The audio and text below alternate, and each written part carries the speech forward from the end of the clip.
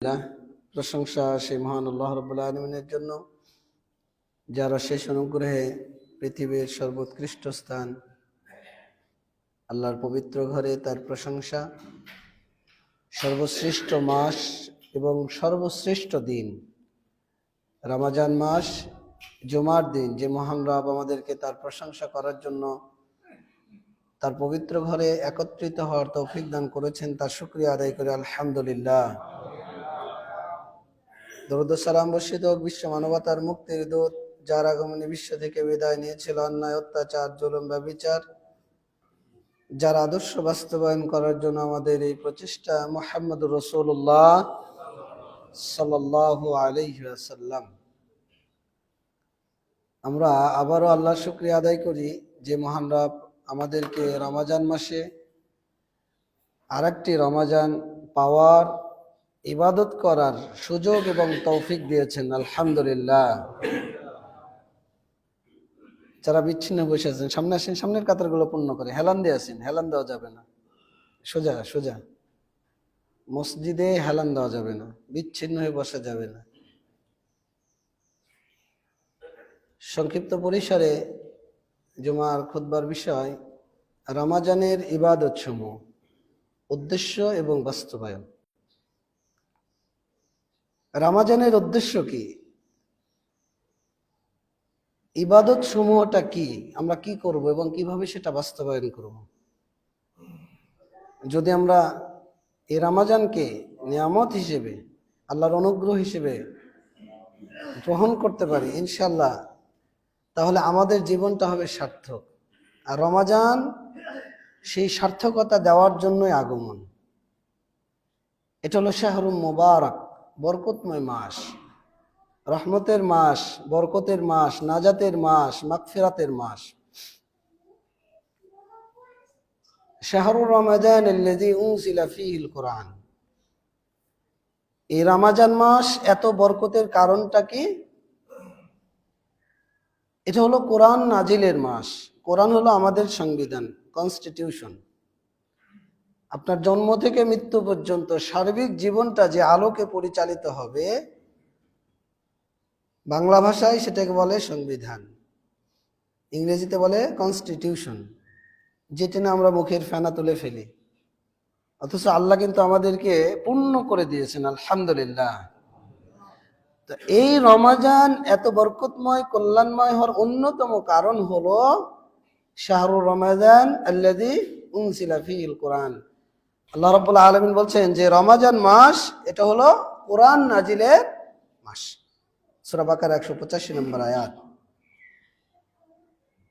এক সাহাবী আবু উমামা রাদিয়াল্লাহু আনহু রাসূলুল্লাহ সাল্লাল্লাহু আলাইহি সাল্লামের কাছে গিয়ে বললেন যে আল্লাহ রাসূল সাল্লাল্লাহু আলাইহি সাল্লাম, মুরনি বিআমালি, আমাকে এমন একটা আমলের নির্দেশ দিন যেটা আমি আমল করব। আল্লাহ রাসূল সাল্লাল্লাহু আলাইহি সাল্লাম বললেন, আলাইকা বিস-সাওম, তোমার উপর সিয়াম। আল্লাহ রাসূলকে আবার প্রশ্ন করলেন, আল্লাহ রাসূল আমাকে আমলের কথা বলে দিন। আল্লাহ রাসূল বললেন, তোমার উপর সিয়াম। তৃতীয়বার আবার প্রশ্ন করলেন, আল্লাহ রাসূল আমাকে আমলের কথা বলে দিন, যে আমলটা আমি করব। রাসূলুল্লাহ সাল্লাল্লাহু আলাইহি সাল্লাম বললেন, আলাইকা বিস-সাওম, তোমার উপর সিয়াম, লা আদলা লাহু লা মিসলা লাহু। সিয়াম এমন একটি ইবাদত যার তুলনা, যার অনুরূপ কোন আমল পৃথিবীতে নেই। সুবহানাল্লাহ। লা আদলা লাহু লা মিসলা লাহু, যার অনুরূপ নেই। তাহলে সিয়াম কত গুরুত্বপূর্ণ একটি ইবাদত।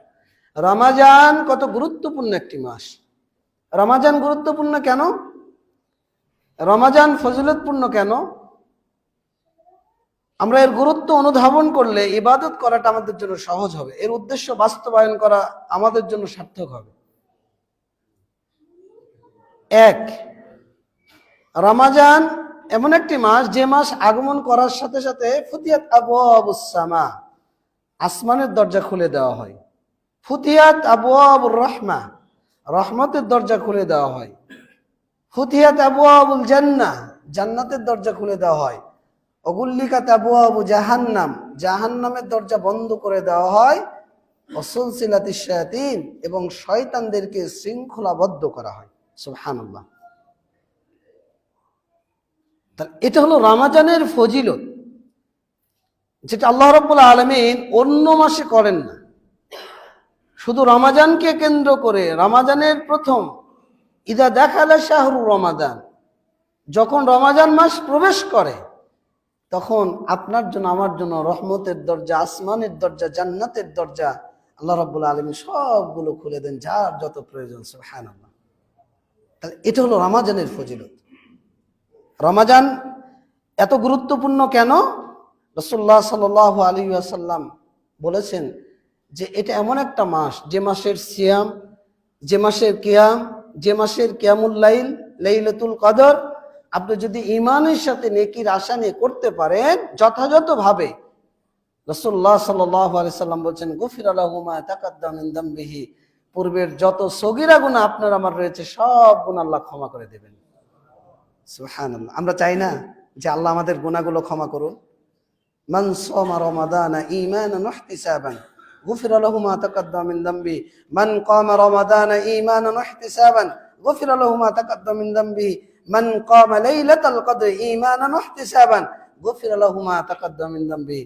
কেউ যদি সিয়াম পালন করে ঈমানের সাথে নেকির আশা নিয়ে, কেউ যদি কিয়াম করে ঈমানের সাথে নেকির আশা নিয়ে, কেউ যদি লাইলাতুল কদর পালন করে ঈমানের সাথে নেকির আশা নিয়ে, আপনি সিয়াম করে ক্ষমা পেলেন না, কিয়াম রয়েছে, কিয়ামুল লাইল, তারাবি রয়েছে, আপনি তারাবি 30 দিন আদায় করলেন ইখলাসের সাথে, সেটা দিয়েও আপনার ক্ষমা হলো না, আপনার জন্য আল্লাহ রাব্বুল আলামিন আরেকটা ব্যবস্থা করলেন লাইলাতুল কদর। কেউ যদি লাইলাতুল কদরে ঈমানের সাথে নেকির আশা নিয়ে করে তাহলে পূর্বের যাবতীয় গুনাহকে আল্লাহ ক্ষমা করে দেবেন। এটার নাম রমাজান। রমাজান এমন একটি মাস, যে মাসের প্রতিদান একমাত্র দেবেন কে? আল্লাহ। রাসূলুল্লাহ সাল্লাল্লাহু আলাইহি সাল্লাম বলছেন, সহিহ বুখারীর 1904 নম্বর হাদিস, আবু হুরায়রা রাদিয়াল্লাহু থেকে বর্ণিত, কুল্লু আমাল ইবনে আদম ইযাফুল হাসানাহ বিআশরি আমসালিহা ইলা 700।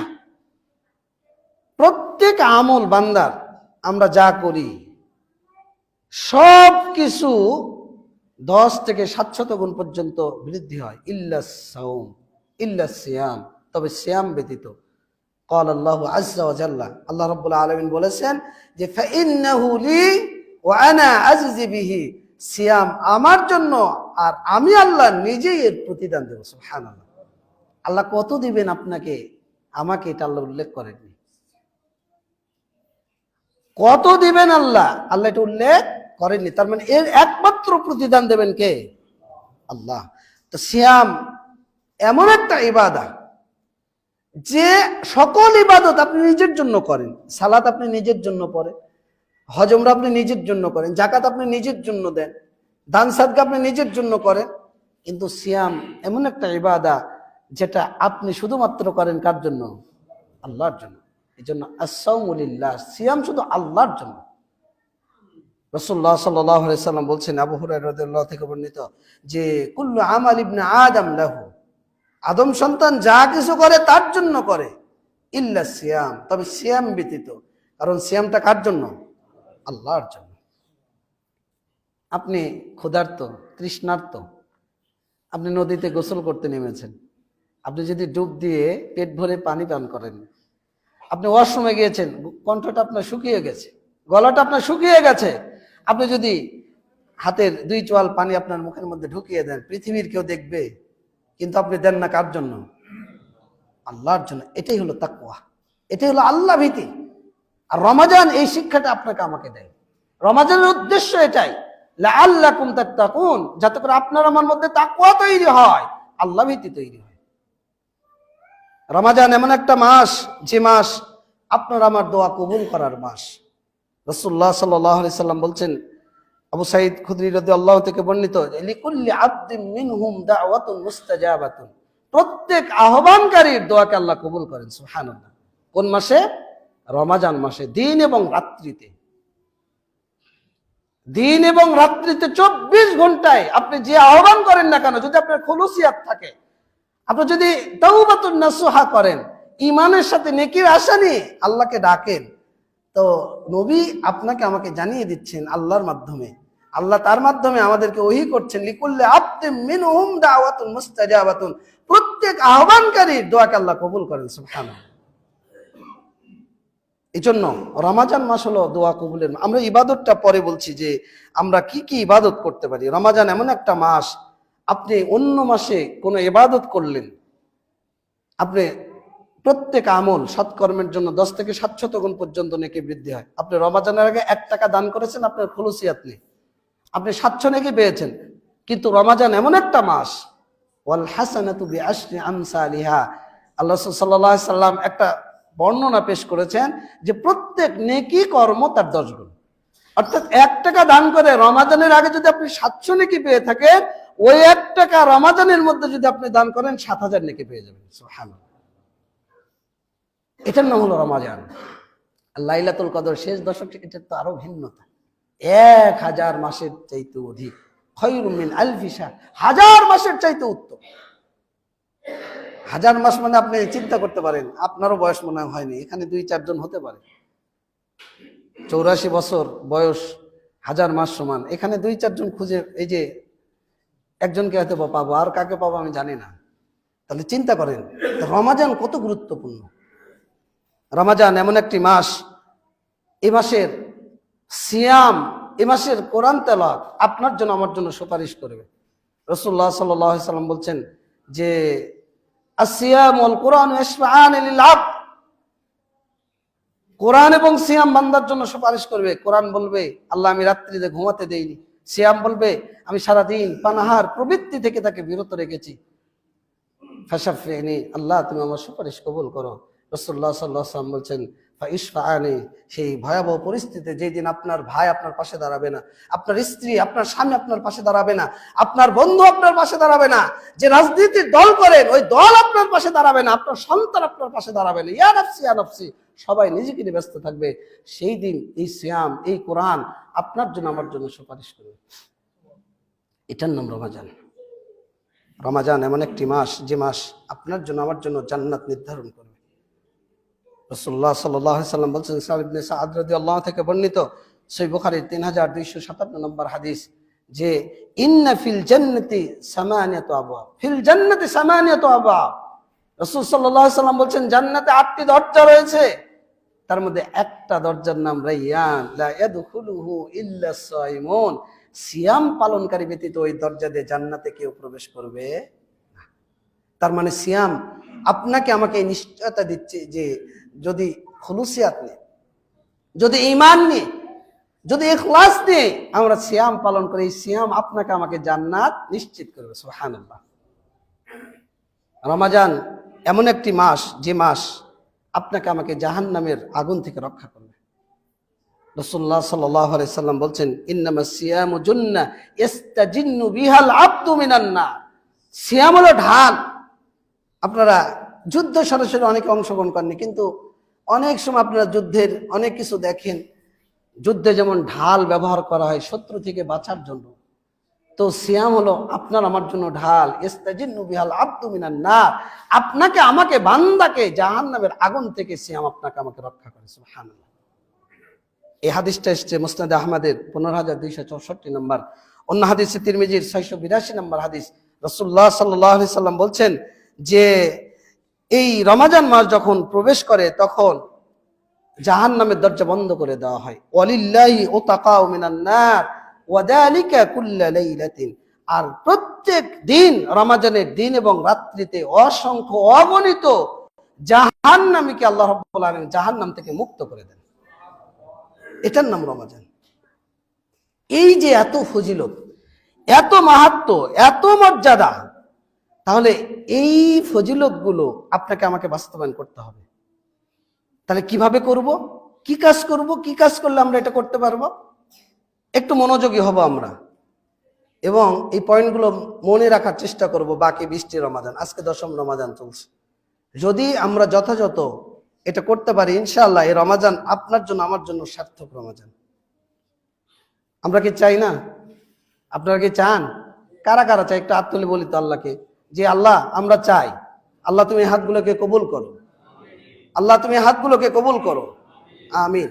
এক, ঈমানের সাথে খুলুসিয়াতের সাথে সিয়াম, কিয়াম, লাইলাতুল কদর পালন করা। যে তারাবির সালাদটা পড়তে আসছেন, আপনার কোনো তাড়া নেই, মনে করেন যে এর মাধ্যমে আমি নাজাত পাবো। যে সিয়ামটা আপনি পালন করছেন, এই সিয়ামের যে ফজিলত, এটাকে রক্ষা করার জন্য সিয়ামের যে বৈশিষ্ট্য, এটাকে আপনাকে আঁকড়ে ধরতে হবে, যে আপনার নফস যেন আপনাকে বিতাড়িত করতে না পারে। আপনার নফস, আপনার খায়শিয়াত, আপনার প্রবৃত্তি যেন এখান থেকে আপনাকে বিচ্ছিন্ন করতে না পারে। রাসূলুল্লাহ সাল্লাল্লাহু আলাইহি ওয়াসাল্লাম বলেন, মান সামা রমাদানা ঈমানান ওয়া ইহতিসাবান, যে ব্যক্তি রমাজান মাসের সিয়াম করলো, মান কামা রমাদানা ঈমানান ওয়া ইহতিসাবান, যে ব্যক্তি কিয়াম করলো ঈমানের সাথে নেকির আশা নিয়ে, মান কামা লাইলাতুল কদরি ঈমানান ওয়া ইহতিসাবান, যে ব্যক্তি লাইলাতুল কদরে ঈমানের সাথে নেকির আশা নিয়ে ইবাদতে কাটিয়ে দিল, গফিরা লাহু মা তাকাদ্দাম মিন যামবিহি, পূর্বের যাবতীয় গুনাহ আল্লাহ ক্ষমা করে দেবেন। তাহলে প্রথম কাজ, রমাজানের সিয়াম, কিয়াম এবং শেষ দশক, এটা যথাযথ আমরা পালন করবো ইনশাআল্লাহ। এটা হলো প্রথম আমল। 2, আত-তাওবাতুল ইস্তিগফার, ক্ষমা ভিক্ষা চাওয়া। রাসূলুল্লাহ সাল্লাল্লাহু আলাইহি সাল্লাম, একজনও সাল্লাল্লাহু আলাইহি সাল্লাম পড়লেন না। পড়েছেন কেন আমি জানি না, পড়বেন। আল্লাহ রাসূল বলছেন, এই হাদিসটার মধ্যেই আছে, আমি বলছি। আল্লাহ রাসূল মেম্বারে উঠলেন, ডান পা রাখলেন, প্রথম আমিন বললেন, এরপরে দ্বিতীয় ধাপে পা রাখলেন, আমিন বললেন, তৃতীয় ধাপে পা রাখলেন, আমিন বললেন। তো সাহাবীরা অবাক হয়ে গেল, আল্লাহ রাসূল সাল্লাল্লাহু আলাইহি সাল্লাম এমন কাজটা কোনোদিন করেননি। তো রাসূলুল্লাহ সাল্লাল্লাহু আলাইহি সাল্লাম, সাহাবীরা প্রশ্ন করলেন যে আল্লাহ রাসূল, আপনি এমন করলেন কেন? আপনি আমিন বললেন, আবার আমিন বললেন, আবার আমিন বললেন।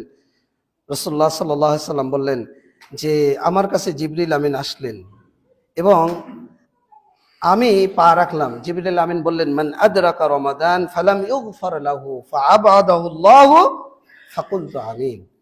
জিবরিল আমিন বললেন যে যে ব্যক্তি রমাজান মাস পেল কিন্তু তাকে ক্ষমা করা হলো না, রমাজান মাস পেল তাকে ক্ষমা করা হলো না, ফাআবাদাহু আল্লাহু, আল্লাহ তাকে দূরে সরিয়ে দিলেন।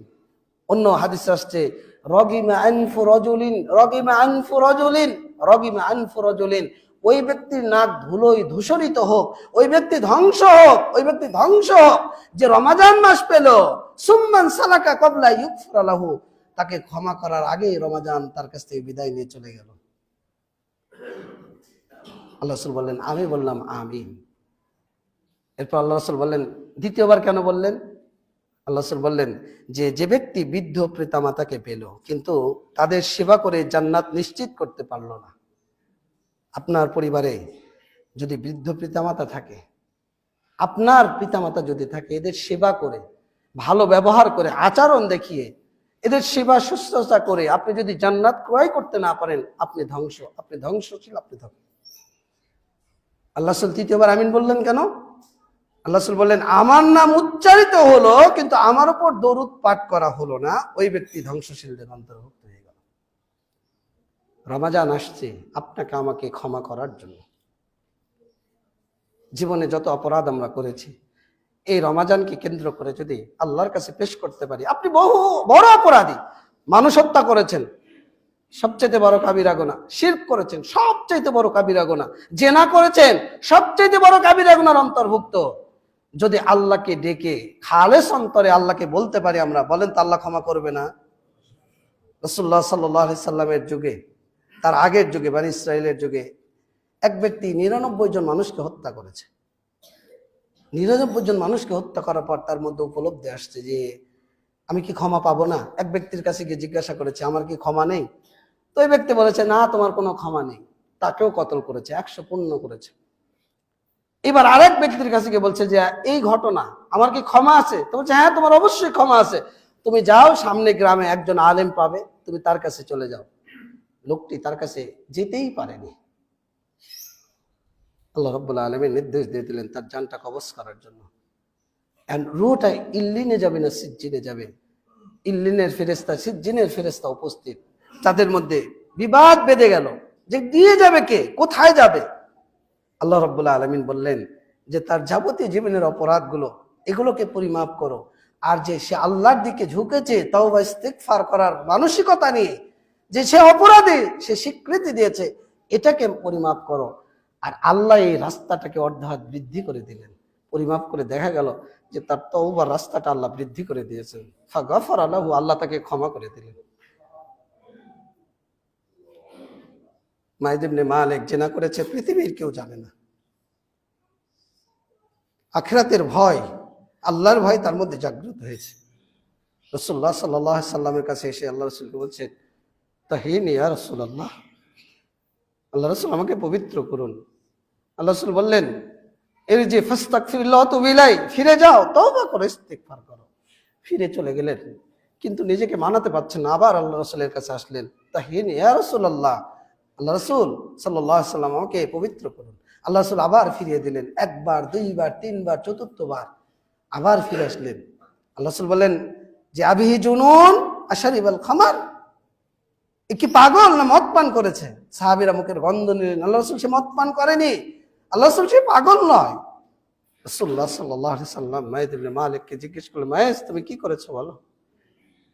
মাইস ঘটনা বর্ণনা পেশ করলেন, আল্লাহ রাসূল আমি জিনা করেছি, আমাকে পবিত্র।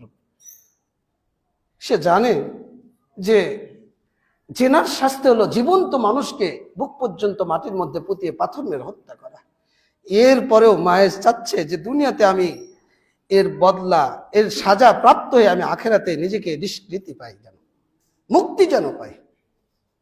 রাসূলুল্লাহ সাল্লাল্লাহু আলাইহি সাল্লাম সাহাবীদেরকে নির্দেশ দিলেন, তোমরা মাইজ ইবনে মালিককে রজম করে হত্যা করো। মাইজ ইবনে মালিককে পাথর মেরে হত্যা করা হলো। রাসূলুল্লাহ সাল্লাল্লাহু আলাইহি সাল্লাম বলছেন, ইস্তাগফিরু লিমাইদ ইবনে মালিক, তোমরা মাইদ ইবনে মালিকের জন্য আল্লাহর কাছে ইস্তিগফার করো। মাইদ ইবনে মালিক আল্লাহর কাছে এমন তওবা করেছে, লাউ কুসিমাত বাইনা উম্মতি লাওয়াসিয়াতহুম, মাইদ ইবনে মালিকের তওবাকে যদি আমার উম্মতের মধ্যে বন্টন করে দেওয়া হয়, তাহলে তার তওবা ইস্তিগফার আমার সকল উম্মতের জন্য যথেষ্ট হয়ে যাবে। এটার নাম তওবা এবং ইস্তিগফার। গামীতে একজন মহিলা জিনা করেছে, পৃথিবীর কোনো মানুষ জানে না, পেট উঁচু হয়ে গেছে। আল্লাহ রাসূলের কাছে এসে বলছেন, আল্লাহ রাসূল দেখেন এই যে আমার পেটের দিকে তাকান, আমি গর্ভবতী। তো অপরাধ সে করেছে, কিন্তু তার পেটে যে বাচ্চা সে তো অপরাধী না। আল্লাহ রাসূল ফিরিয়ে দিলেন, তুমি চলে যাও, যেই দিন গর্ভপাত হবে ফিরে এসো। গর্ভপাত হয়েছে, আল্লাহ রাসূলের কাছে আসছেন। আল্লাহ রাসূল বললেন যে তোমার বাচ্চা যেদিন নিজ হাতে খাওয়া শিখবে সেই দিন ফিরে এসো। এবার বাচ্চা খাওয়া শিখেছে, বাচ্চার হাতে রুটি ধরিয়ে আল্লাহ রাসূলের কাছে উপস্থিত। রাসূলুল্লাহ সাল্লাল্লাহু আলাইহি সাল্লাম সাহাবীদেরকে বলছেন, তোমরা কে আছো, এই বাচ্চাটার দায়িত্ব নিন। একজন দায়িত্ব নিলেন। রাসূলুল্লাহ সাল্লাল্লাহু আলাইহি সাল্লাম সাহাবীদেরকে বললেন, ওকে পাথর মেরে হত্যা করো। এই যে তওবা এবং ইস্তিগফার, আপনি যত বড় অপরাধী হন না কেন, যদি আপনার এই রমজানে এই উপলব্ধিটা আসে যে আমি জীবনে বহু অপরাধ করেছি, আর কোনো দিন করব না। বনী ইসরাইলের এক ব্যক্তি জীবনে কোনোদিন লাম ইয়ামাল আমালান কত্তুন, কোনোদিন ভালো আমল করেনি। তার মৃত্যু ঘনিয়ে আসছে, আল্লাহর ভয় জাগ্রত হয়েছে। সন্তানদেরকে ডেকে বলছে, বাচ্চা শোনো, আমি যখন মারা যাব আমার জীবনটা পুড়িয়ে ছাই করে অর্ধেকটা সাগরে ভেসে দেবে আর অর্ধেকটা বাতাসে উড়িয়ে দেবে। বাবা মারা গেল, সন্তানরা তাই করলো। আল্লাহ রাব্বুল আলামিন বাতাসকে নির্দেশ দিলেন, সাগরকে নির্দেশ দিলেন, তাকে জীবন দান করলেন। এইবার তাকে বলছে, লিমা ফাআলতা হাযা, তুমি এই কাজ কেন করেছো বলো তো? ওই ব্যক্তি বলছে, মিন খাশিয়াতিকা ইয়া রাব ওয়া আনতা আলাম, আল্লাহ আমি তোমার ভয়ে করেছি আর তুমি এটা জানো। ওয়া আনতা আলাম, আল্লাহ আমি তোমার ভয়ে করেছি আর এটা তুমি সত্যি অবগত রয়েছো। ফাগাফারা লাহু, আল্লাহ তাকে ক্ষমা করে দিলেন। সুবহানাল্লাহ। আপনি আমি যত অপরাধী করি না কেন, এই রমাজান তাওবা এবং ইস্তিগফারের মাস, ক্ষমা প্রার্থনার মাস, ক্ষমা লাভের মাস। আমরা যদি আমাদের সুদ, আমাদের ঘুষ, আমাদের অনৈতিক কার্যক্রম, আমাদের চাঁদাবাজি, আমাদের লুটতারাজ, আমাদের প্রতারণা, আমাদের ঠকবাজি, আমাদের হারাম ভক্ষণ, সালাত পড়িনি, সবগুলোকে যদি রবের সামনে দাঁড় করিয়ে চোখের দুই ফোঁটা পানি অশ্রু আপনার বয়ে যায়, আর আল্লাহর কাছে যদি আপনি অনুতপ্ত হন, বলেন তো আমরা ক্ষমা পাবো না পাবো না? এটা কি আপনাদের বিশ্বাস আছে না নাই? এই রমাজান আপনাকে আমাকে এই প্রতিশ্রুতি, এই অঙ্গীকার আপনাকে আমাকে দেয় যে রমাজান মাস ক্ষমা লাভের মাস, ক্ষমা পাওয়ার মাস। আর যে ব্যক্তি ক্ষমা লাভ নিতে পারলো না, ওই ব্যক্তি ধ্বংসশীলদের কাতারে অন্তর্ভুক্ত হয়ে গেল। এই জন্য আপনার আমার দ্বিতীয় কাজ হবে তাওবাতুন নসুহা, তাওবা এবং ইস্তিগফার। এরপরে তৃতীয় নম্বর যে বিষয় সেটা হলো তেলাওয়াতুল কোরআন, কোরআন তেলাওয়াত করা। রমাজানের সাথে কোরআনের কি সম্পর্ক? রমাজান মাস যখন আসতো আল্লাহ রাসূল সাল্লাল্লাহু আলাইহি সাল্লাম অন্য মাসে জিবরিল আমিনকে কোরআন শোনাতেন, কিন্তু রমাজান মাস আসলে তার দ্বিগুণ, দুইবার শোনাতেন, ডাবল শোনাতেন। রাসূলুল্লাহ সাল্লাল্লাহু আলাইহি সাল্লাম বলছেন যে বাইহাকি শুআবুল ঈমান 1994 নম্বর হাদিস, অল কোরআন ইয়াশফাআনি লিল আবদি ইয়াকুলুল কোরআন ইন্নী মানাতুন নাওম বিল লাইল। কোরআন বলবে, আল্লাহ আমি এই ব্যক্তিকে রাত্রিতে ঘুমাতে দেইনি, ফাশাফিনি, আল্লাহ তুমি আমার সুপারিশ গ্রহণ করো। ফায়ুশফাআনি, সেই ভয়াবহ পরিস্থিতিতে যেই দিন আপনার কেউ থাকবে না, আপনি যার জন্য আজকে কোরআন থেকে বিমুখ, আপনি যার কারণে আজকে ইসলাম থেকে বিমুখ, আপনি যার কারণে আজকে ইসলামকে এক সাইডে রেখে আপনার জীবনকে পরিচালনা করছেন, ব্যবসা নিয়ে, রাজনীতি নিয়ে, অর্থ নিয়ে, শক্তি নিয়ে, ক্ষমতা নিয়ে, সামাজিকতা নিয়ে, কিন্তু সেই কিয়ামতের ভয়াবহ আপনার জীবনটা রুটা বের হয়ে যাওয়ার পর থেকে এই বন্ধু বান্ধবী সাথী স্ত্রী পরিবার পরিজন ক্ষমতা রাজনীতি ব্যবসা অর্থ সম্পদ কেউ আপনার পাশে দাঁড়াবে না, এই কোরআন আপনার পাশে দাঁড়াবে। জন্য রাসূলুল্লাহ সাল্লাল্লাহু আলাইহি ওয়াসাল্লাম বলছেন, ইকরাউল কোরআন ফাইন্নাহু ইয়াতি ইয়াউমাল কিয়ামা শাফিআন লিআসহাবিহি। তোমরা কোরআন পড়ো, এই কোরআন কিয়ামতের ময়দানে তার সাথীর জন্য সুপারিশ করবে। কবরে যখন আপনি শায়িত হবেন, আযাব পাজরের দিক থেকে আসবে, বাধা দেওয়া হবে, ডান দিক থেকে বাম দিক থেকে মাথার দিক থেকে পায়ের দিক থেকে, তখন বলা হবে এই ব্যক্তি দুনিয়াতে সূরা মূল কোরআন তেলাওয়াত করতো, এই জন্য সূরা মূলকে বলা হয় মানিউল কোরআন, মানিউল আযাব, আযাব প্রতিরোধকারী সূরা। সুবহানাল্লাহ।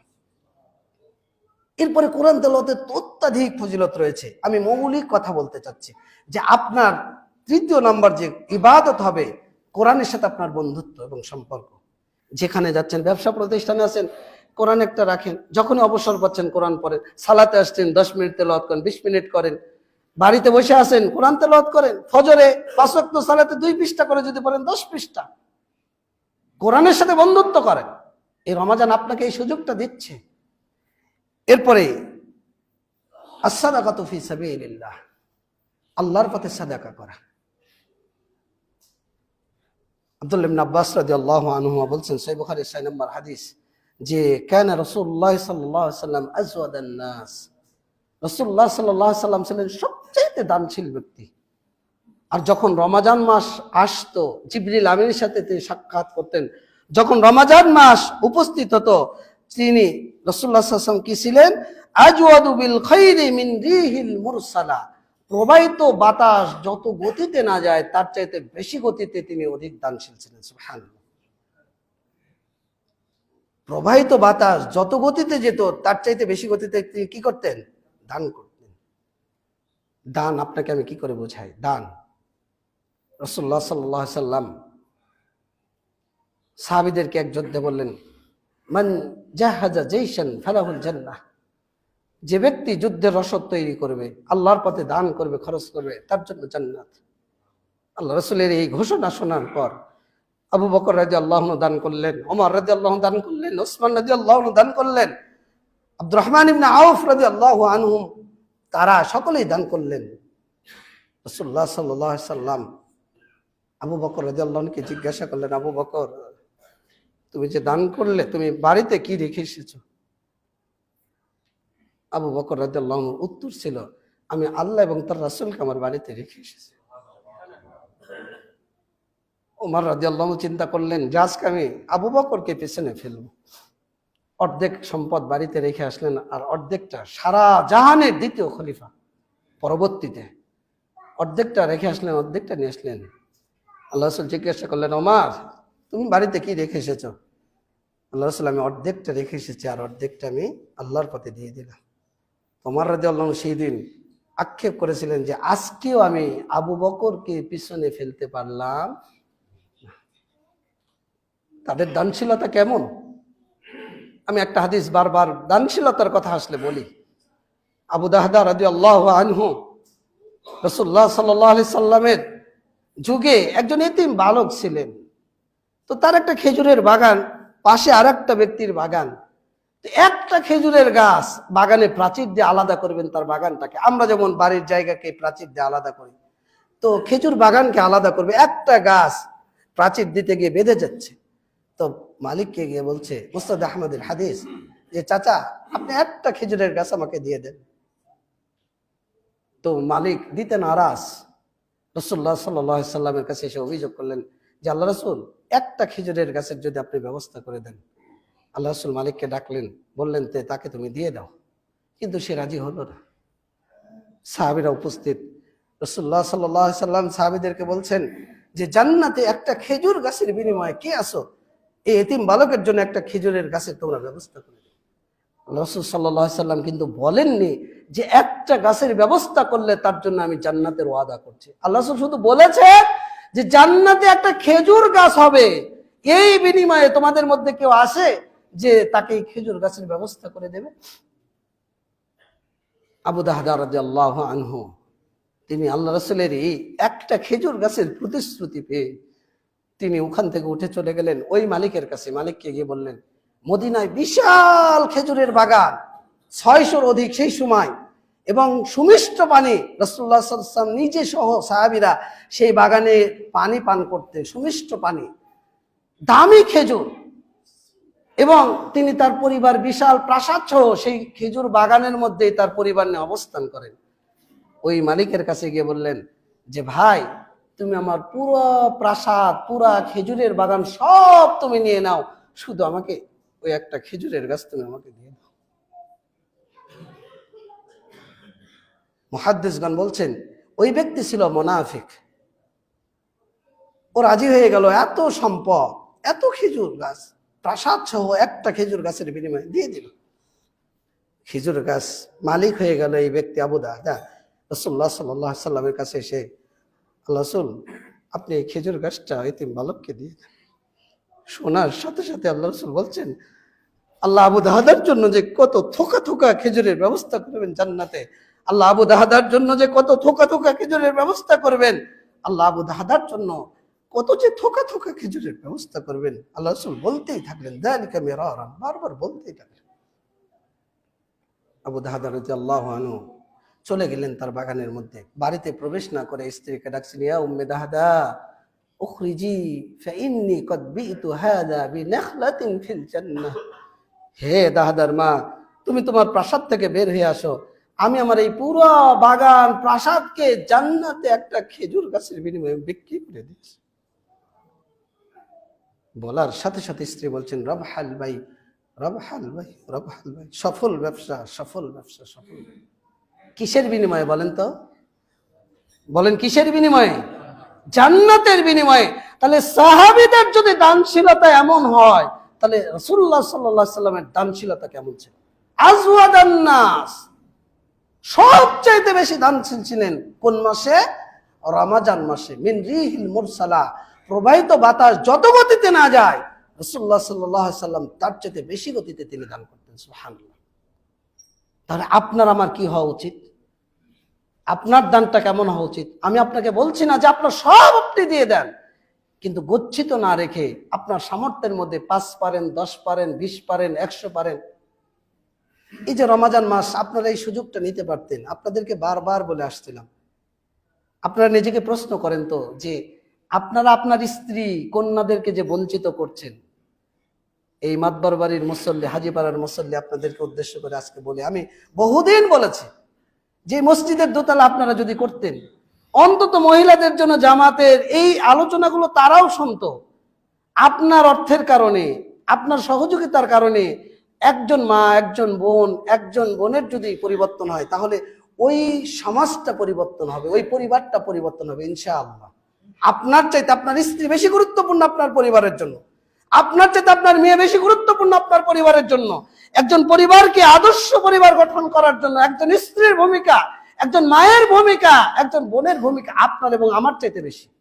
24 ঘন্টার 18 ঘন্টা আমি বাহিরে থাকি, আর 24 ঘন্টা ডিউটি করে আপনার স্ত্রী, আপনার বোন, আপনার মেয়ে। আজকে রমাজান, তাদের সালাতের ব্যবস্থা আমরা করতে পারলাম না, তাদের জুমার ব্যবস্থা ওগুলো করতে পারলাম না। অথচ আল্লাহ রাব্বুল আলামিন বলেন, মান বানা লিল্লাহি বাইতান বানাল্লাহু বাইতান ফিল জান্নাহ। কেউ যদি আল্লাহর জন্য ঘর নির্মাণ করে, আল্লাহ তার জন্য জান্নাতে ঘর নির্মাণ করবে। অন্তত আজকেও সিদ্ধান্ত নিতে পারেন যে রমাজানের বাকিটা সময় সামিয়ানা টাঙ্গাই বাঁশ দিয়ে অন্তত তাদের সালাতের জুমার সালাত এবং তাদের তারাবির সালাতের তো ব্যবস্থা আমরা করতে পারি। একজন মানুষ সালাত আদায় করে, আপনার হয়তো 10,000 টাকা খরচ হলো, 20,000 খরচ হলো, 50,000 হলো, 1,00,000 হলো, কিন্তু আপনি কি মনে করেছেন যে আল্লাহ আপনাকে দেবে না? নুআফি ইলাইহিম, আল্লাহ আপনি যা দেবেন আল্লাহকে, আল্লাহ তার চেয়ে আপনাকে বেশি দেবে। সুবহানাল্লাহ, দুনিয়াতেও দিবে, আখিরাতেও। এজন্য আমাদের দানের হাতকে প্রসারিত করেন। আপনার যে প্রতিবেশী রয়েছে, অসুস্থ মানুষ রয়েছে, অসহায় মানুষ রয়েছে, যারা খেতে পায় না, তাদের প্রতি নজর দেন। আশেপাশে বিভিন্ন প্রতিষ্ঠান রয়েছে, এতিমখানা রয়েছে, অসহায় দুর্দশাগত মানুষ রয়েছে, তাদের প্রতি নজর দেন। আপনি যত তাদের জন্য আপনার হাতকে প্রসারিত করবেন, আল্লাহ আপনার হাতকে ভরে দেবে ইনশাআল্লাহ। আপনার সম্পদের মালিক কে? আপনাকে যে সম্পদটা দিয়েছে আল্লাহ কিন্তু আপনাকে মালিকানা কখনো বলেনি। ওয়ারাযাকনাহুম, আল্লাহ বলছে আমরা তোমাদেরকে যে রিজিক দিয়েছি, আজকে এই রিজিকটা আল্লাহ আপনার কাছ থেকে কেড়ে নিতে পারে না? দেওয়ার মালিক কে? নেওয়ার মালিক কে? আল্লাহ। রমাজান আসছে, এই সুযোগটাকে কাজে লাগান। এরপরে আপনার আমার রমাজানের ইবাদত হবে দোয়া। রাসূলুল্লাহ সাল্লাল্লাহু আলাইহি সাল্লাম বলছেন যে সালাসু দাওয়াতিন লা তুরাদ্দু, 3 শ্রেণীর মানুষের দোয়াকে আল্লাহ কবুল করেন, ফেরত দেন না। 1, দাওয়াতুল ওয়ালিদ, পিতামাতার দোয়া। পিতামাতা যে সন্তানের জন্য দোয়া করেন, যারা পিতামাতা রয়েছেন তাদেরকে বলবো কখনো সন্তানকে অভিশাপ দেবেন না, এটা কিন্তু হারাম, নিষিদ্ধ। আপনার দোয়া আসমানে সরাসরি কবুল হয়। এজন্য সন্তানের জন্য সবসময় ভালো দোয়া করবেন। অনেক পিতামাতা না বুঝে অনেক সময় কিছু বলে ফেলেন। আমার এক পরিচিত এক মুরব্বী আজও আফসোস করে, কোন এক সময় তার এক সন্তানের জন্য সে কিছু বলেছিল, বলছে আমি আজও কষ্ট অনুভব করি সেই সন্তানের জন্য, কারণ দোয়াটা কবুল হয়েছে কোথায়? আসমানে। 2, দাওয়াতুস সাইম, সিয়াম পালনকারীর দোয়া। সিয়াম, আমাদের একটা ভুল ধারণা আছে, সেটা হলো আমরা মনে করি যে শুধু ইফতারের পূর্বেই দোয়া কবুল হয়। জি না, হাত্তা ইফতিরা, ইফতার করার পূর্ব মুহূর্ত পর্যন্ত এই হাদিসটাকে আমরা অপব্যাখ্যা করার চেষ্টা করি। এই জন্য কি করি যে ইফতারের আয়োজন করলে ইফতারের আগে কি করি? হাত তুলে মোনাজাত করার চেষ্টা করি বা দোয়া করার চেষ্টা করি। কিন্তু 24 ঘন্টা, ওই যে আগেই বলেছি, লিকুল্লি আবদিন মিনহুম দাওয়াতুন মুস্তাজাবাতুন, প্রত্যেক আহ্বানকারীর দোয়াকে আল্লাহ কবুল করেন। এই রমাদানের 24 ঘন্টা দোয়া কবুলের সময়, বিশেষ করে লিসাইমি, সায়ামের জন্য, যখন সে সিয়াম অবস্থায় আল্লাহর কাছে দোয়া করে। সুবহানাল্লাহ। হাত্তা ইফতিরা, ইফতারের আগ মুহূর্ত পর্যন্ত, 24 ঘন্টা তো অবশ্যই, এর সাথে খাস হলো সিয়াম অবস্থায়। আর একটা হলো দাওয়াতুল মুসাফির, মুসাফিরের দোয়া। যদি আপনার বাড়িতে কোনো মুসাফির আসে, এই মুসাফিরদের সাথে খারাপ আচরণ করবেন না। আপনার এখানে খতিব আসে না, অনেক সময় খতিবদের সাথে বিভিন্ন মসজিদে খারাপ আচরণ করে ফেলেন। এই মসজিদেও কিছু ঘটনা ঘটেছে, আমাদের কানে আসছে বিভিন্ন সময়, যদিও অনাকাঙ্ক্ষিত, তর্ক বিতর্ক হোক বা যে বেটাই হোক। মুসাফির, যে কোনো মুসাফির, আর আলেম হলে তো কোনো কথাই নেই, সেই মুসাফির কার পক্ষ থেকে এসেছে এটা কিন্তু আপনি জানেন না। এই জন্য আল্লাহ মুসাফিরের মর্যাদা এতটাই দিয়েছেন যে মুসাফিরের দোয়া সরাসরি কবুল করেন কে? আল্লাহ। কোনো ফারাক নেই দোয়া কবুলের ক্ষেত্রে। অন্য হাদিসে আসছে, রাসূলুল্লাহ সাল্লাল্লাহু আলাইহি সাল্লাম বলছেন যে সালাসাতুন লা তুরাদ্দু দাওয়াতুহুম, 3 শ্রেণীর মানুষের দোয়াকে কবুল করা হয়। ওয়াল ইমামুল আদিল, ন্যায়পরায়ণ শাসক। এখানে পেলাম 3টা, এর সাথে যোগ হলো ন্যায়পরায়ণ শাসক। এরপরে ওয়াসাইমু হাত্তা ইফতিরা, সিয়াম পালনকারী যতক্ষণ না সে ইফতার করে। ও দাওয়াতুল মাজলুম, এবং মাজলুমের দোয়া। তাহলে ন্যায়পরায়ণ শাসকের দোয়া কি আল্লাহ কবুল করেন। এই জন্য ন্যায়পরায়ণ শাসক হতে হবে, শাসককে অবশ্যই ন্যায়পরায়ণ হতে হবে। আমরা দোয়া করি আমাদের যারা শাসক হয়েছেন, আল্লাহ যেন তাদেরকে ন্যায়পরায়ণ শাসক হিসেবে কবুল করেন। আমরা এমন একটা দেশে বসবাস করি, গণতান্ত্রিক যে সিস্টেম, মানে বিরোধিতা করাটাই হলো আমাদের ধর্ম এবং কর্ম। বিরোধিতা করাই কি? ধর্ম এবং কর্ম। কিন্তু ইসলাম তো এটা আমাকে আপনাকে শিক্ষা দেয় না। তার জন্য দোয়া করতে হয়, শাসক শ্রেণীর জন্য দোয়া করতে হয়। হেদায়েতের দোয়া তো আপনি করতেই পারেন, কবুলের মালিক কে? আল্লাহ। এরপরেও শাসক করতে যদি আপনি মাজলুম হন, তাহলে এই হাদিসের মধ্যে রাসূল সাল্লাল্লাহু আলাইহি ওয়াসাল্লাম বলছেন ওয়া দাওয়াতুল মাজলুম, মাজলুমের দোয়া সরাসরি কবুল করেন কে? আল্লাহ। এই জন্য আমরা শাসকদের জন্য দোয়া করব যে আল্লাহ তুমি তাদেরকে ন্যায়পরায়ণ শাসক হিসেবে কবুল করো। আর শাসকদেরকে এটাও নসিহা করব যে আপনি মাজলুম হওয়ার চেষ্টা করেন, জালেম হওয়ার নয়। কারণ জালেম হলে আপনারই ক্ষতি। যারা জালেম হয়েছে তারা বিতাড়িত হবে, নির্যাতিত হবে, নিষ্পেষিত হবে, লাঞ্ছিত হবে, অপমানিত হবে, দুনিয়াতেও হবে, আখিরাতেও হবে। আপনার এলাকাতেও যারা নেতৃত্ব আপনারা দেন, আপনাদেরকে বলবো যে এলাকার মানুষদের প্রতি মাজলুম হওয়ার চেষ্টা করেন, জালেম হওয়ার চেষ্টা করেন না। চাঁদাবাজি, লুটতারাজ, প্রতারণা, ঠকবাজি, মানুষকে ঠকানো, ক্ষমতার অপব্যবহার, মানুষকে কোণঠাসা করা, এই যে বিষয়গুলো, আপনাদেরকে এ বিষয়ে সোচ্চার করতে চাই যে সমাজে যে অবৈধ কর্মকাণ্ড যেগুলো চলে, মাদক, এগুলোর বিরুদ্ধে আপনাদের সবার অ্যাকশন। দুর্নীতির বিরুদ্ধে, চাঁদাবাজির বিরুদ্ধে ঐক্যবদ্ধভাবে আপনারা সম্মিলিতভাবে আপনারা প্রচেষ্টা করেন। ইনশাআল্লাহ এদেশ থেকে এই মাদক, চোরাচালান, চাঁদাবাজি, লুটতারাজ, আমরা যদি সজাগ হই, শুধু সরকারের দোষারোপ করে লাভ নেই। সরকার চাইলেও সবকিছু করতে পারবে না যদি আমরা ভালো না হই। এই জন্য আমাদেরকে ভালো হতে হবে, তাহলে সরকারও ভালো হবে ইনশাআল্লাহ। এই রমাজান মাস আমাদের জন্য যেন সার্থক হয়, এই জন্য উদাত্ত আহ্বান আপনাদের প্রতি যে যত অবৈধ কর্মকাণ্ড আপনাদের এই ৭৫ নম্বর ওয়ার্ডে চলে, এই মাতবর বাড়ি, হাজিবাড়ি, এই ত্রিমোহনীতে চলে, আপনারা যদি ঐক্যবদ্ধ হন, ইনশাআল্লাহ এই মাদকের বিরুদ্ধে যদি আপনারা ঐক্যমত পোষণ করেন, বলেন তো এই সমাজে মাদক থাকবে? আপনি যদি আপনার পরিবার, আপনি স্বামী স্ত্রী ঐক্যবদ্ধ হন, আপনার সন্তান মাদকের সাথে সম্পৃক্ত থাকবে? অবশ্যই না। এই জন্য আপনারা সোচ্চার হন, চাঁদাবাজির বিরুদ্ধেও সোচ্চার হন। যে চাঁদাবাজিকে পাবেন সাথে সাথে অ্যাকশন নেন, সবাই মিলে ঐক্যবদ্ধভাবে। দেখবেন এই দেশটার শান্তিতে এবং আমরা খুব সুন্দরভাবে আমাদের জীবনকে পরিচালিত করতে পারবো ইনশাআল্লাহ। সরকারকে আমরা উদাত্ত আহ্বান জানাবো যে অনৈতিক ঘটনাগুলো ঘটছে, এই ধর্ষণের মতো, হত্যার মতো, ইসলাম যেভাবে তাৎক্ষণিক যে অ্যাকশন, আপনাদের প্রতি উদাত্ত আহ্বান থাকবে যে আপনারা এই কাজগুলো করবেন। আইনের সুশাসনের যে বাস্তবায়ন, আমরা এটা দেখতে চাই ইনশাআল্লাহ। আল্লাহ আমাদেরকে সেই তৌফিক দান করুন। তো এই যে দোয়া, আপনি দোয়া করবেন না কেন? জাকারিয়া আলাইহিস সালাম বৃদ্ধ মানুষ, স্ত্রী বন্ধা। আচ্ছা বলেন তো, বৃদ্ধ হয়ে গেলে আর স্ত্রী যদি বন্ধা হয়, সন্তানের সম্ভাবনা আছে না নাই? নাই। তো আল্লাহকে ডেকে বললেন যে রব্বি হাবলি মিন লাদুনকা যুররিয়াতান তাইয়্যিবাতান ইন্নাকা সামিউদ দুআ। আল্লাহ তুমি আমাকে একটা পবিত্র সন্তান দাও না, তুমি তো দোয়া শ্রবণকারী, তুমি তো শোনো। আল্লাহ রাব্বুল আলামিন সুসংবাদ দিলেন ইয়াহিয়া আলাইহিস সালামের। তো জাকারিয়া আলাইহিস সালাম অবাক হয়ে গেলেন, আল্লাহ কিভাবে সম্ভব? আমি তো বৃদ্ধ, আমার স্ত্রী তো বন্ধা। আল্লাহ রাব্বুল আলামিন তাকে জানিয়ে দিলেন যে আল্লাহ যদি বলে দেন যে কুন ফায়াকুন, হও, তাহলে সেটা কি হয়ে যায়? হয়ে যায়। তাহলে আমরা যদি দোয়া করি, দোয়া কবুল হবে না? হবে না? সারা আলাইহিস সালাম সে ফিরআউনের কবলে পড়লেন, তা আল্লাহকে ডেকে বললেন যে ইন কুনতা তা'লামু আন্নী আমানতু বিকা ওয়া বিরাসূলিকা ওয়া আহসানতু ফারদি ইল্লা আলা যাওজি। আমি তোমার প্রতি ঈমান এনেছি, তোমার নবীর প্রতি ঈমান এনেছি।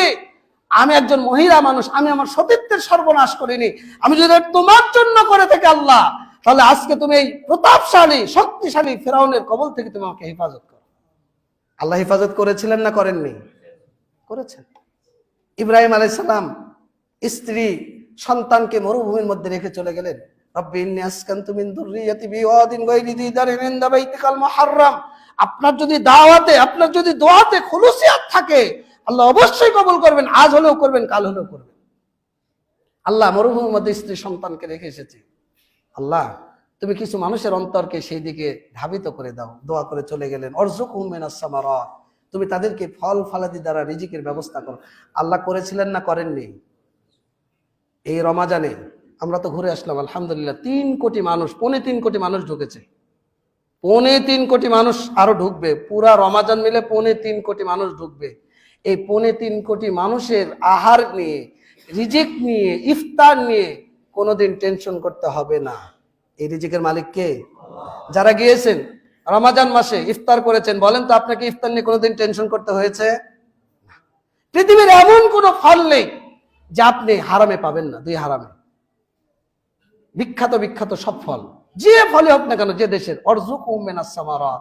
ইব্রাহিম আলাইহিস সালাম দোয়া করেছিলেন, রিজিকের মালিক কে?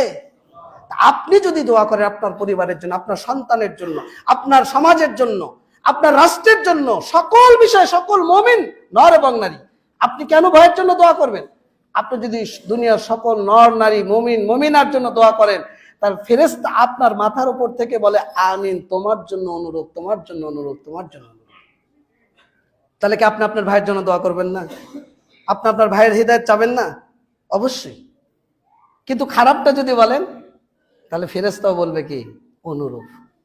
এই জন্য এই রমাজান আসছে আমাদের জন্য দোয়া কবুলের মাস। এই জন্য আপনাকে আমাকে দোয়া করতে হবে। আর একটা অন্যতম আমল, সেটা হলো যত অপরাধ, যত ফাহিশা কর্ম, অশ্লীল কর্ম, অন্যায় অপকর্ম, এগুলো জীবন থেকে ফেলে দিতে হবে। আপনি সাহারি খেয়েছেন, সারাদিন টিভির সামনে বসে সময় কাটালেন, সিয়াম হবে? মিথ্যা বললেন, চাঁদাবাজির সাথে সম্পৃক্ত থাকলেন, প্রতারণা করলেন, মানুষকে ঠকালেন, ব্যবসা করেন, আল্লাহর কসম ভাই এই প্রোডাক্টে 100 টাকায় আমি কিনেছি, 2 টাকা লাভ হবে, কিন্তু আপনার লাভ হয়ে আছে 50%, 10%, 20%। আরব দেশ আর আমাদের দেশের মধ্যে পার্থক্য কি জানেন? ওই দেশগুলোকে আল্লাহ এমন ভাবে তৈরি করেছেন, মানুষগুলোর অন্তরকে আল্লাহ মানে দরিয়া করে দিয়েছেন। ওরা রমাজান আসলে প্রত্যেকটা প্রোডাক্টের পিছনে কমিয়ে দেয়, অর্ধেক করে বা আরো কমিয়ে দেয় বা কাছাকাছি করে।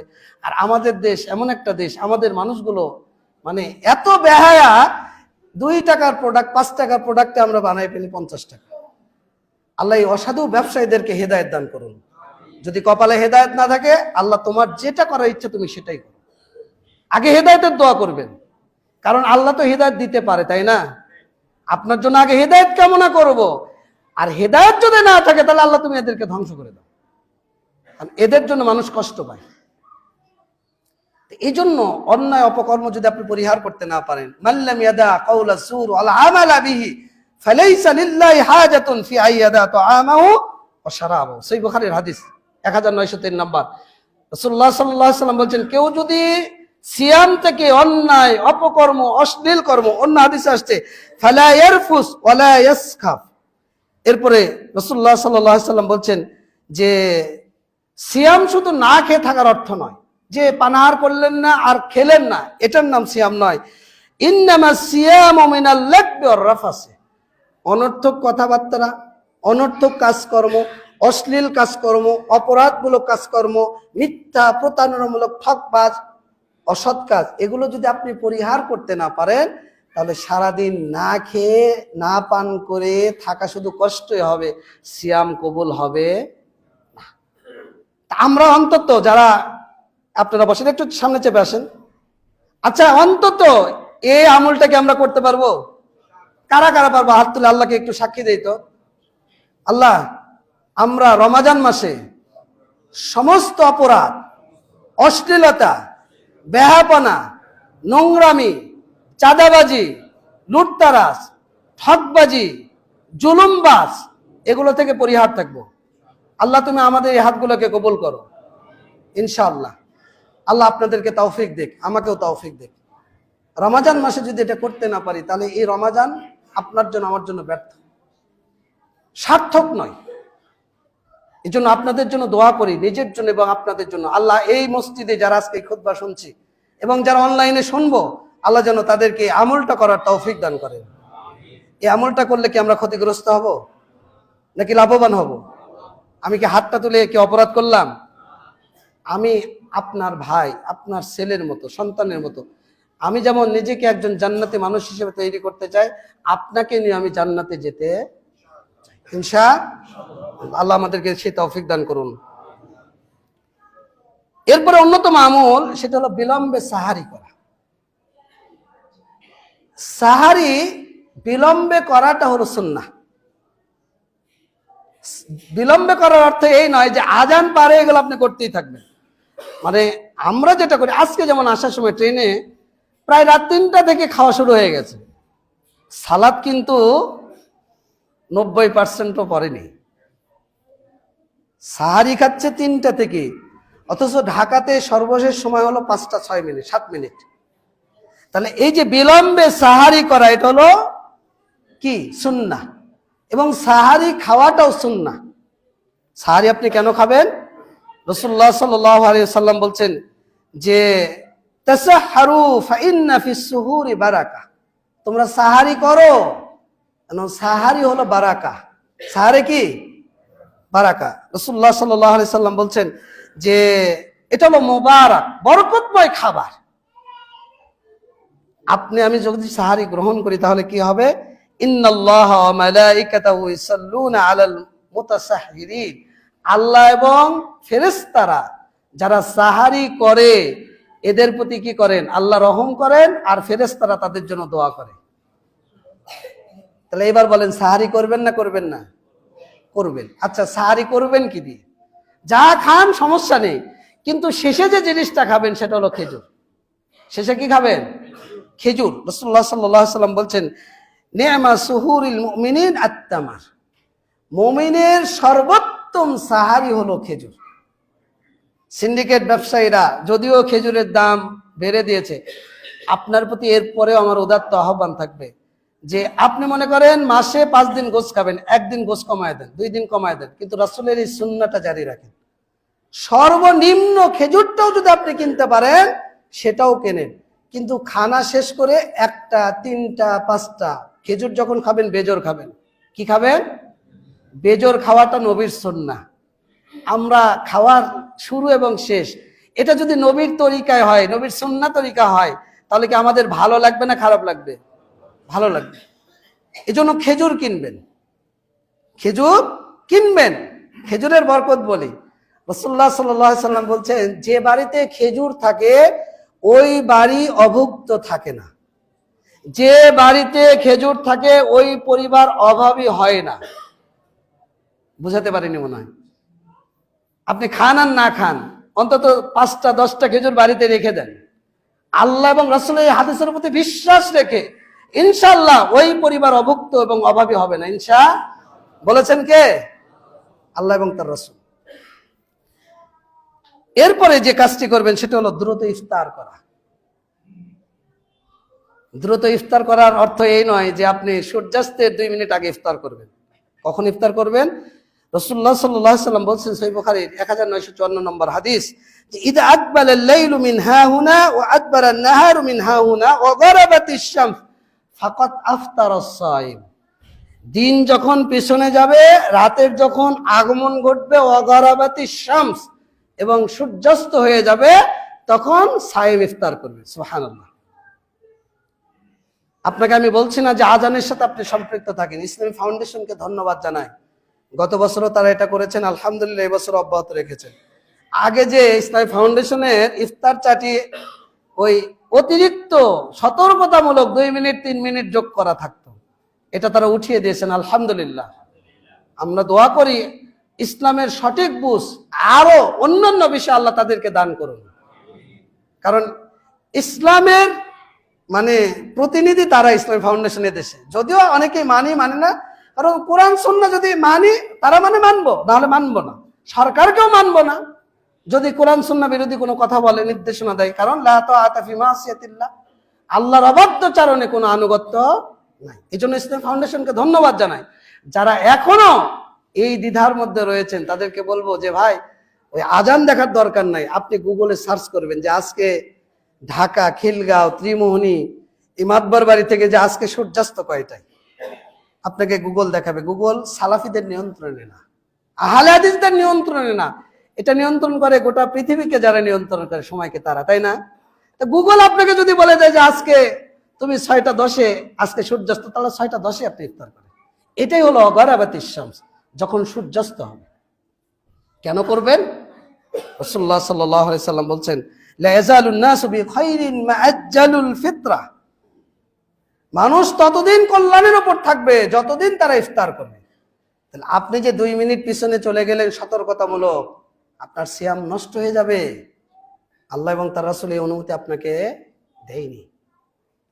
ইফতার করবেন কি দিয়ে? এটা একটা গুরুত্বপূর্ণ বিষয়, তাই না? রাসূলুল্লাহ সাল্লাল্লাহু আলাইহি সাল্লাম কি করতেন? আনাস রাদিয়াল্লাহু থেকে বর্ণিত, তিরমিজির 696 নম্বর হাদিস, যে কানা রাসূলুল্লাহ সাল্লাল্লাহু আলাইহি সাল্লাম ইফতিরু ক্বাবলা ইউসাল্লি আলা রুতাবাত। আল্লাহ রাসূল সালাতের পূর্বে তাজা খেজুর দিয়ে ইফতার করতেন। যদি তাজা খেজুর পেতেন না পেতেন তাহলে শুকনা খেজুর দিয়ে ইফতার করতেন। যদি শুকনা খেজুর না পেতেন তাহলে বিলমা, পানি দ্বারা ইফতার করতেন। আমি খেজুর কেনার কথা কেন বললাম? সাহারিতেও সুন্নাহ পালন হবে, ইফতারিতেও সুন্নাহ পালন হবে। আপনি সর্বনিম্ন যেটা পান সেটাই কিনেন। আল্লাহর জন্য এই সিন্ডিকেট ব্যবসায়ীদেরকে ছেড়ে দেন। যদি আমি তো আরব থেকে আসলাম, সুক্কারি খেজুর মনে করেন আমি কিনলাম 420 টাকা কেজি, বাংলাদেশি টাকা। কত টাকা? 420 টাকা কেজি। ওই সুক্কারি কেজি আপনি বাংলাদেশের বাজারে কিনতে যান 900 টাকা কেজি, 800 টাকা কেজি, 1200। এই যে 1200 বলতেছে, তাহলে চিন্তা করেন 3 গুণ। ওদেরকে আল্লাহর জন্য ছেড়ে দেন আর হেদায়েতের দোয়া করেন। বলেন তো কেউ কারো উপর জুলুম করে পৃথিবীতে ও সম্মানিত হয়েছে? পৃথিবীতে এই রেকর্ড আছে? যারা মাজলুম ছিল তারাই পৃথিবীতে তাদের নামকরণ করা হয়।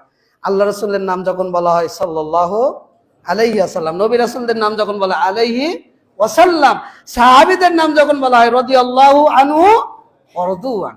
কিন্তু যখন ফেরাউনের নাম, আবু জেহেলের নাম, উতবা সাইবার নাম, তখন কি আপনি রাদিয়াল্লাহু আনহু পড়েন? আপনার মন থেকে ঘৃণা আসে, যেটার নাম আবু জেহেল, তাই না? এর নাম ফেরাউন। এই জন্য মাজলুম হন কিন্তু জালেম হইন না। তো ওদেরকে আল্লাহর জন্য ছেড়ে দেন, কষ্ট হলেও খেজুরটা কেনেন এবং খেজুর দিয়ে সাহারি এবং ইফতারি করেন। এরপরে সর্বশেষ যে আমল আমরা করব সেটি হলো সায়েমকে ইফতার করানো। কি করানো? সায়েমকে ইফতার করানো। চেষ্টা করবেন 1 জন 2 জন 5 জন 10 জন আপনার সামর্থ্য অনুযায়ী। মান ফাত্তারা সাইমান, রাসূলুল্লাহ সাল্লাল্লাহু আলাইহি সাল্লাম বলছেন, যে ব্যক্তি কোন সায়েমকে ইফতার করাবে কানা লাহু মিসলু আজরিহি, তার জন্য অনুরূপ রয়েছে। এবং ইফতার করার কারণে আপনি আমাকে ইফতার করালেন অথবা আমি আপনাকে ইফতার করালাম, আপনি সারাদিন সিয়াম থেকে যত নেকি করে, সালাত পড়ে, সিয়াম করে, দান সাদাকা করে, তেলাওয়াত করে, অর্থাৎ যাবতীয় যত নেকি আপনি অর্জন করেছেন, আপনার নেকি থেকে সামান্য নেকির ঘাটতি হবে, কিন্তু আপনাকে ইফতার করার কারণে আমি সমপরিমাণ নেকিটা পেয়ে গেলাম। সুবহানাল্লাহ। এই কাজটা করবেন, অন্তত ইফতার করানো চেষ্টা করবেন। দেখেন হারামে, সুবহানাল্লাহ, আধা ঘন্টা আগে সুফরা রেডি, খাবার রেডি, কোথায় থেকে আসছে কেউ মালুম না, কেউ। ওখান থেকে আমাদেরকে আল্লাহ শিক্ষা নেওয়ার তৌফিক দান করুন। আমরা দেখলাম অনেক মানুষ সামর্থ্য আছে, 1 কেস পানির দাম 10 রিয়াল। 10 রিয়াল মানে প্রায় 350 টাকা বাংলাদেশি, মনে করে 33 টাকা করে যদি আমরা ধরি, 330 টাকা। অথচ অনেক মানুষ যাদের চেহারা দেখলে বোঝা যায় যে সম্ভ্রান্ত পরিবারের, কিন্তু সালাদ বাদ দিয়ে পানি নেওয়ার জন্য দাঁড়িয়ে আছে। মানে ফ্রি পানি বিতরণ করছে আরবের মানুষরা, বিভিন্ন দেশের মানুষরা গাড়ি নিয়ে এসে কেটসকে কেটস, কেউ 10টা, কেউ 5টা, কেউ 2টা, কেউ 4টা, যেভাবে পারতেছে। চিন্তা করেন। এই জন্য ওখান থেকে শিক্ষা নিতে হবে, নেওয়া না দেওয়া, এই দেওয়ার মানসিকতা। আল্লাহ আমাদেরকে এই কাজগুলো করার তৌফিক দান করুন। আল্লাহ আমাদের জন্য সহজ করে দিন। আল্লাহ তুমি আমাদেরকে তৌফিক দান করো। রমাজানকে, এই রমাজানের ইবাদত সমূহ যেন আমরা যথাযথ পালন করতে পারি, তুমি আমাদেরকে সেই সুযোগ এবং তৌফিক দান করো। আল্লাহ তুমি আমাদের প্রতি রহম করো। আকুলু কওলি হাযা আস্তাগফিরুল্লাহ লি ওয়া লাকুম।